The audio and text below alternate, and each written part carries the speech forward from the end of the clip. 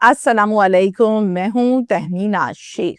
ये है कराची का मीर रजा अली, एक यंगेस्ट बिजनेसमैन नहीं बिजनेस बॉय। इसने 24 साल की उम्र में कराची में एक वेफ्लेक्स के नाम से डिजर्ट फूड की शॉप को ओपन किया और फिर इसे ब्रांड बना डाला। टेस्ट इतना बेहतरीन था, क्वालिटी इतनी बेहतरीन थी कि सबने इसको पसंद किया और कराची में वेफ्लेक्स हो गई। ये ब्रांड दिन दुगनी रात चुगनी तरक्की करने लगा और फिर मुल्क के मशहूर और मारूफ ब्रांड्स में इसका नाम शामिल हो गया। इंतहाई सैड न्यूज, दर्दनाक खबर यह है कि 28 जुलाई को इस ब्रांड के मीर रजा अली को अगवा किया गया, शदीद किया गया और फिर कर दिया गया। इस खबर ने तहलका मचा रखा है, हर शख्स इसके मुतल्लिक जानना चाहता है। अब सवाल ये पैदा होता है कि किसने किया, क्यों किया, कोई दुश्मनी थी, पैसों का लेन देन था या कुछ और था क्या? कराची का ये अफसोसनाक वाकया जनाब पाकिस्तान एम्प्लॉयज हाउसिंग सोसाइटी ये है और यहाँ पर मीर हसन अली नाम के एक शख्स हैं जो रहते हैं, घर के सरबराह हैं। इनके 2 बच्चे हैं, एक बेटा है एक बेटी है। बेटी छोटी है और बेटा बड़ा है, 24 साल का है और इस बेटे का नाम है मीर रजा अली। अच्छा, मैं आपको यहाँ पर बताऊं कि मीर रजा अली जो है, इसने institute of business and administration से ग्रेजुएशन किया, डिग्री होल्डर हुआ, ग्रेजुएशन की डिग्री हासिल की। वालिद साहब ने कहा यार अब तुम डिग्री होल्डर हो गए हो, अब काम शाम करो, जॉब शॉप करो, अपना नाम बनाओ, आगे बढ़ो, तुम्हें पता लगे कि प्रैक्टिकल लाइफ क्या होती है। बाप से कहा कि नहीं बाबा, मैंने जॉब नहीं करनी, मैं अपना बिजनेस करूंगा और खूब अच्छे से करूंगा, मुझे जॉब का शौक ही नहीं है। तो बाप ने कहा कि हाँ बेटा, बिजनेस करना है, बिजनेस करो, दिल लगा के करो, खूब मेहनत से करो, मैं तुम्हारे साथ हूँ, हर तरह की सपोर्ट तुम्हें करूंगा। उसकी वजह यह है क्योंकि ये बाप का वो बेटा था जो बड़ा ही फर्माबरदार था, जिसने कभी तंग नहीं किया था, प्रॉब्लम क्रिएट कभी नहीं की। वालिद साहब के लिए तो जिगर का टुकड़ा। 2021 में कराची के इलाके बहादुराबाद चौरंगी में वेफ्लेक्स के नाम से एक दुकान शुरू की। इस दुकान पर डिजर्ट्स फूड में आइसक्रीम, वेफ्लेक्स, कुनाफा, लॉलीपॉप वेफ्लेक्स और मुख्तलिफ किस्म की वैरायटीज आइसक्रीम की इसने रखी। फाइनेंशियली सपोर्ट सारी की सारी वालिद साहब ने की। मुनफरिद जायके की दुकान, तरक्की, ब्रांड, ये सब कुछ पता ही नहीं चला कब कहां से कैसे हो गया और दिन दुगनी रात चुगनी तरक्की करनी शुरू कर दी। स्टाफ बढ़ाता गया। अब इसने अपनी इस शॉप को डिवाइड कर लिया, अलग से एक सेटअप बनाया जहां पर किचन और इसकी मेकिंग, इसकी प्रोडक्शन का सिस्टम होता था और दूसरी तरफ सर्विसेज बॉय और डिलीवर करना और ये सारा सेटअप रखा था। 5 साल गुजर गए, कारोबार बढ़ता गया और एक बेहतरीन ब्रांड बन गया। 24 साल के लड़के ने एक ब्रांड बनाया जो कि बड़ी ही मुनफरिद सी बात है, नायाब सी बात है, ऐसा बहुत कम होता है। इस सक्सेस स्टोरी पर सोशल मीडिया पर धूम मच गई। टीवी चैनल्स ने बुलाकर इनसे इनके प्रोफाइल इंटरव्यू किए, इनकी सक्सेस स्टोरी के मुतालिक तफसीलन जाना। अब ये एक लड़की से बड़ा प्यार करता था, उससे बड़ा अटैच था, तो करता क्या है, अपने वालिदैन को उस लड़की के मुतालिक बताता है। वालिदैन कहते हैं हमें कोई एतराज नहीं है, जिंदगी आपने गुजारनी है। फिर जनाब बाकायदा तौर पर वालिदैन प्रपोजल लेकर जाते हैं, लड़की वालों को रिक्वेस्ट करते हैं और लड़की वालों को भी ये लोग पसंद आते हैं। फाइनली एक दूसरे को कोई एतराज नहीं होता तो हाँ हो जाती है। अब 30 अगस्त को इनका निकाह गुलशन इकबाल की मस्जिद बैतुल मुकर्रम में तय पाया कि जनाब 30 अगस्त को निकाह करेंगे।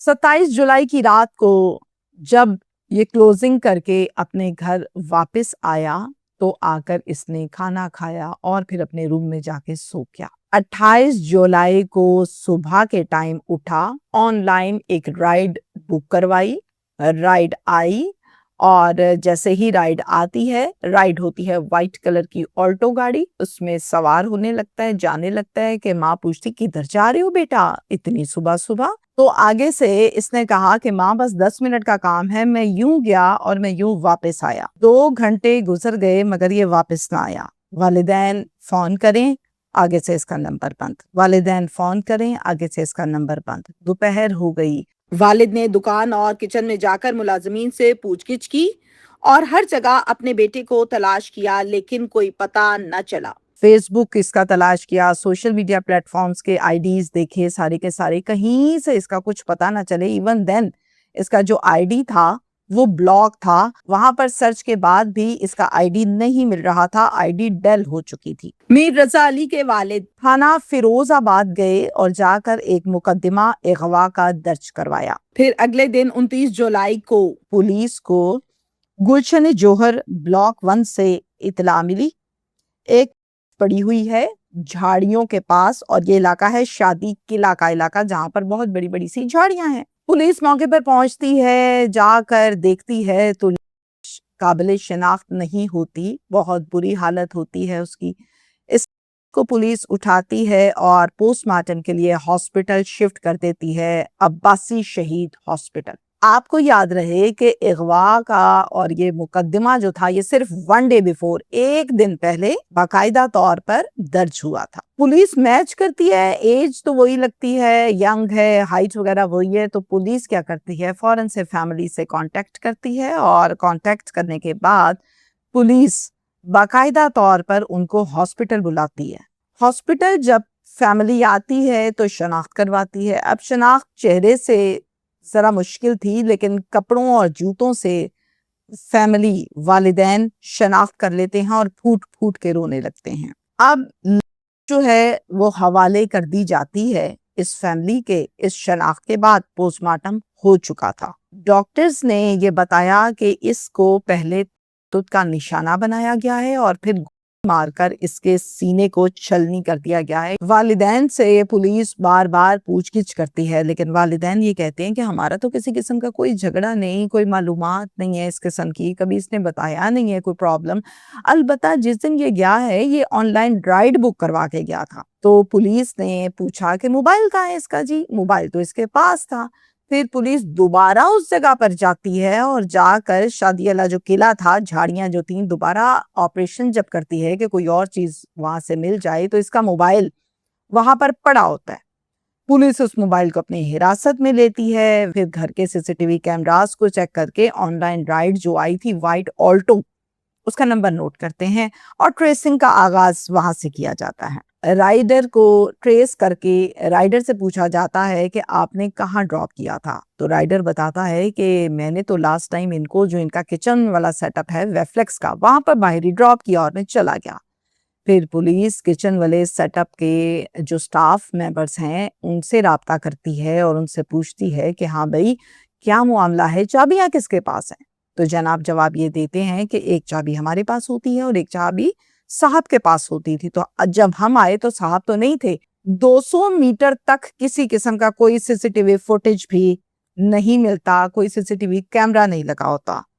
اس کے پاس ایک سرکاری اسکول تھا اور اس سرکاری اسکول میں سی سی ٹی وی کیمراز لگے ہوئے تھے. اب آپریشنل نہیں تھے وہ کیمراز, اس میں کسی قسم کا کوئی پرابلم تھا تو ان سے تو کوئی فائدہ ہو نہ سکا. موبائل پولیس نے جو اپنی تحویل میں لیا اس موبائل کو بھیجا گیا فورنزک کے لیے, اور کوشش کی پولیس نے کہ اس کا جو پاسورڈ ہے اس کو کریک کر کے data C D R last call تک پہنچا جا سکے کہ آخر معاملہ ہے کیا. اس کے علاوہ پولیس کا یہ کہنا ہے کہ ہم جیو فینسنگ بھی کروا رہے ہیں اور بہت جلد ملزمان تک پہنچ جائیں گے. پولیس کے مطابق یہ کوئی اغوا برائے تاوان والا کیس نہیں بلکہ ذاتی دشمنی لگتا ہے, کیونکہ جس بے رحمی کے ساتھ میر رضا علی کو قتل کیا, لگتا ہے کہ قاتل کو سخت نفرت تھی میر رضا علی سے.